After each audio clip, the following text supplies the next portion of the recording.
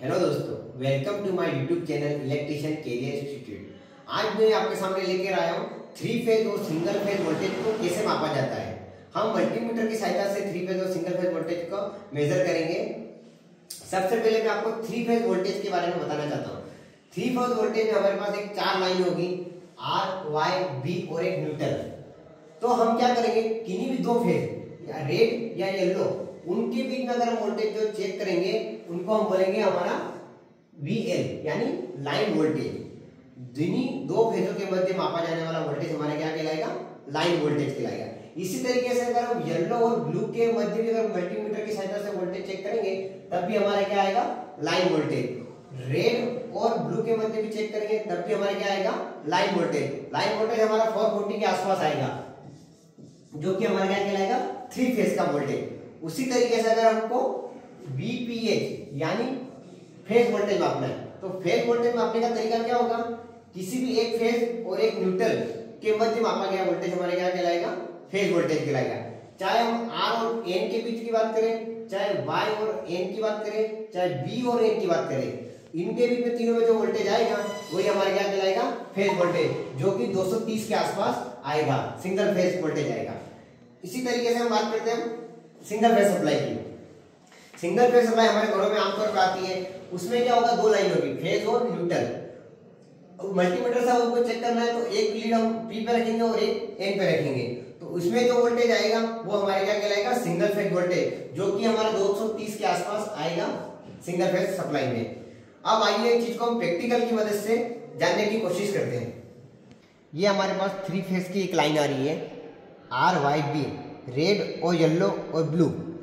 किन्हीं भी 2 लाइनों के मध्य हम जो वोल्टेज मापेंगे वो हमारा क्या कहलाएगा, लाइन वोल्टेज कहलाएगा। जैसे कि हम फर्स्ट में रेड और येलो के बीच मापते हैं तो हम देखते हैं कि हमारे पास 436 वोल्ट आ रहे हैं, तो ये जो वोल्टेज होगा हमारा 3 फेज का लाइन वोल्टेज होगा। उसी तरीके से अगर हम एक रेड और ब्लू के मध्य मापेंगे तब भी हमारे पास 438 के आसपास के वोल्टेज आ रहे हैं, तो जो भी हमारे क्या कहलाएगा, फेज वोल्टेज। उसी तरीके येलो और ब्लू के मध्य भी हम चेक करते हैं तब हमारे पास आएगा 439 वोल्टेज। तो ये जो तीनों वोल्टेज हमने चेक किए वो हमारे क्या कहलाएंगे, लाइन वोल्टेज कहलाएंगे। अब उसी तरीके से हमको अगर इसी पैनल में अगर एक फेज वोल्टेज मापना है तो उसके लिए हमको क्या करना पड़ेगा, किन्हीं भी एक फेज और न्यूट्रल के मध्य जो मापा जाएगा वोल्टेज वो हमारा क्या कहलाएगा, फेज वोल्टेज कहलाएगा। जैसे कि हम रेड फेज और एक न्यूट्रल के मध्य चेक करते हैं तो अब हमारे पास आ रहा है एक सिंगल फेज का वोल्टेज 250 वोल्ट। उसी तरीके से हम येलो वाले में देखते हैं तो अब मिलेगा हमको 254 वोल्ट, और ब्लू वाले में देखते हैं तो 250 या 56 वोल्ट के आसपास। इससे हमको पता पड़ जाएगा कि हमारे तीनों फेज वोल्टेज बराबर आ रहे हैं। अगर जैसे कि किसी भी एक फेज में वोल्टेज कम आएगा तो हम इससे मल्टीमीटर की सहायता से आसानी से चेक कर लेंगे कि किस फेज में वोल्टेज कम आ रहा है या किस फेज में वोल्टेज डिम आ रहा है। हमारे घरों में सिंगल फेज सप्लाई आती है, तो सिंगल फेज सप्लाई के वोल्टेज को कैसे चेक करेंगे वो एक बार देख लेते हैं। जैसे हमारे सॉकेट में ये 1 2 3 4 5 पॉइंट होते हैं, तो ये दोनों पॉइंट आपस में अंदर से जुड़े होते हैं और इसमें भी जुड़े होते हैं, और ये जो ऊपर वाला जो होगा वो आपका अर्थिंग का होता है।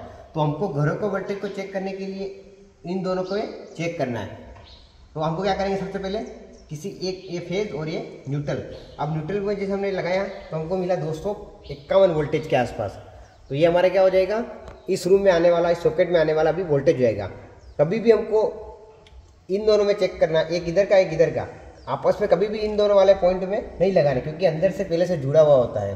तो एक इधर वाले में और एक इधर वाले में,